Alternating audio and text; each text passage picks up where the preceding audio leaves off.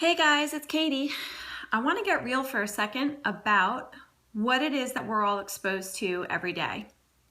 Honestly, did you guys know that the average American home has over 63 hazardous products in it, including ones that aren't even labeled hazardous? Did you know that we're able to go to the store and be exposed to thousands of products on the shelf that are directly linked to cancer, that are directly a cause of ADHD, of dementia, of Alzheimer's, of eczema? They're directly related to cervical cancer, directly related to promoting neurological deficiencies, promoting behavioral issues with children. And it's acceptable in our society to sell these products and for us to consume them and use them in our home without the proper education, most of the time, on what they're actually doing to us. So I did make some notes because I wanted this to be a short video and I don't want it to ramble on like I usually tend to do. But, and thanks for watching, by the way. This is my first video ever. But yeah, so over 63 hazardous products, including ones that are not even labeled as hazardous. So once again, light bulb goes off. We need to be our own advocate for what it is that directly relates to our health. We cannot trust that because it's on the shelf or because someone has suggested it, perhaps in the form of a prescription or even in the form of an herb or something plant-based, that we're not sure ourselves if that's the right fit for us. So as an example, acetaminophen, the main ingredient in Tylenol, is directly linked to acute liver damage, but it's the most commonly used drug in the United States. It is the #1 ingredient in Tylenol. It wreaks havoc on our liver, especially given to newborns and infants. It's the #1 pain reliever used by hospitals. So I guess in general, that's supposed to make us feel warm and fuzzy about that fact. But truth of the matter is that hospitals get Tylenol for free, I believe. You know, it's kind of a marketing platform there. So it's something to think about for sure. So we don't always really know what it is that we're overdosing on, but what we do know and what we can't shy away from is the fact that there is just an overabundance of illness and disease and issues that we cannot ignore. We absolutely cannot ignore that birth defects are on the rise. Infertility is a huge issue. Asthma, ADD, ADHD, neurological disorders of all kinds. No, it's not normal for all of us to develop disease in our life. Our bodies were not made or created to carry this burden that society is putting on us.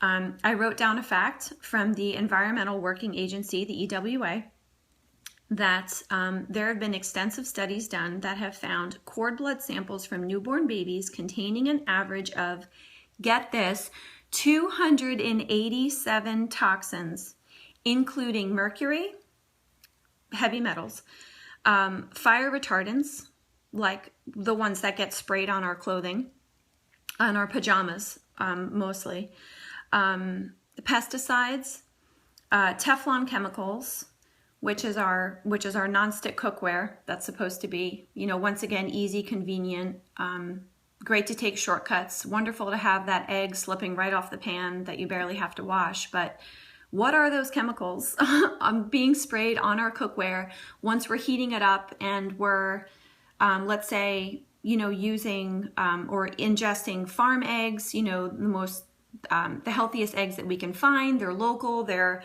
free range, and now we're cooking it on a toxic pan. And once that gets heated, all of the petrochemicals get emitted into the food. Honestly, something to think about. Yes, you could go nuts. Yes, you could spend your life, you know, going crazy trying to eliminate toxins. But really, if you just dumb it down to common sense and some simple steps that you can make to keep toxicity out of your home. It could be the cookware that you use. It could definitely be removing plastics. Even BPA free only means they've taken out the BPA and they've replaced it with another chemical, or else plastic wouldn't be flexible. So yes, there are petrochemicals in plastics. Easily to swap out your plastic water bottles for glass. There's so many on the market right now. I think I saw one for $8 on Amazon the other day. Great solution. Get a glass water bottle. Especially in the summer, you're taking it to the beach. It's like, you know, the water gets warm, the bottle starts heating up. And yes, we are ingesting those chemicals that emit off of the things that we put our food and our water into. So yeah, 287 toxins on average, including the mercury, fire retardants, pesticides, Teflon chemicals, not to mention other chemicals and free radicals that are in our environment, are found in the cord blood samples from newborn babies. Wow, that's insane. So honestly, we can't deny that these birth defects are on the rise. We can't deny that depression, insomnia, liver damage, the inability to thrive naturally, like speech disorders, speech delays in children, issues with sleep, dietary imbalances, mineral imbalances, all of those things we can be conscious of. We can know that this doesn't have to be the norm, and that we as a society really can't sustain ourselves in this direction that we're going. So as a matter of fact, over 290 people, I think it's the statistic, almost daily in America are killed by an overdosing or a conflicting use of prescription drugs. And that's just what's documented and recorded. I mean, that is just beyond devastating. I actually have a friend from high school who passed away. Many of us know her. She passed away because of a drug interaction for a number of prescriptions that she was taking at the same time. Whether the doctors didn't communicate with one another or I'm not sure, but it's terribly sad, and her life had only just begun.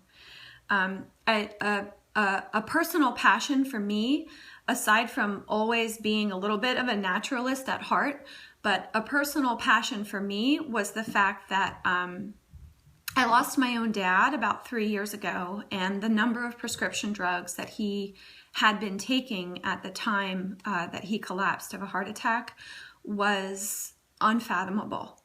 And I do this video, and I do most of what I do with him in mind. I want to honor the fact that his life could have been prolonged had he been a bit healthier overall, and had he had some access to natural solutions and not had to carry all of the burden of prescriptions.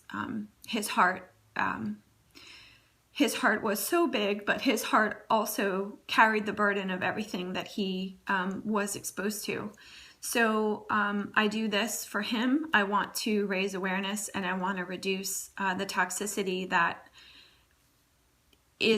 we're all exposed to.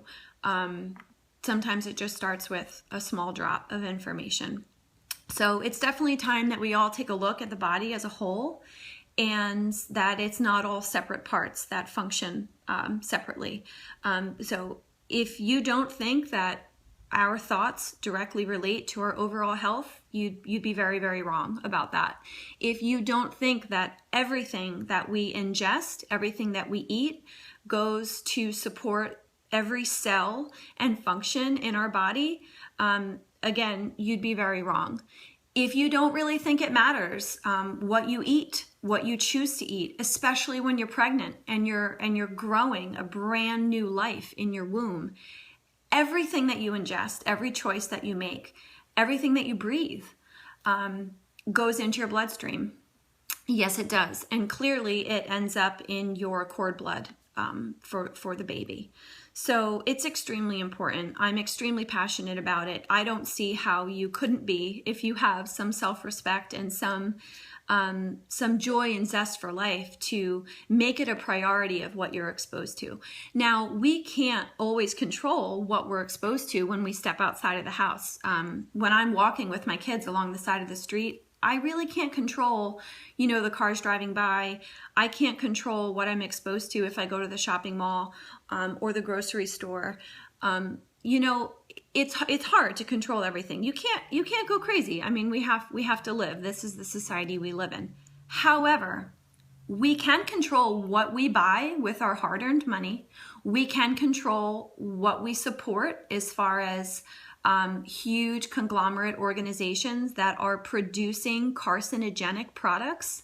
We can make a choice not to support purchasing those items, not rubbing them on our children and dumping them into the bathtub, which, by the way, has got to be the scariest place to use toxic products. Residue from cleaning products in the bathtub, which then our children marinate in while they're taking a bath, and all the way to the shampoo that we're using on their head and the body wash that we're using. We all know that when our skin is exposed to hot water, it opens up our pores, and the skin is our biggest organ. So everything that goes onto your skin gets absorbed into your bloodstream.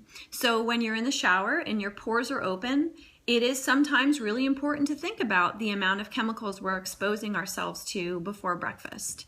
So anyone interested in staying healthy, keeping their kids healthy, reducing toxicity that they're actually have a conscious willingness to be exposed to, then that is definitely something to think about.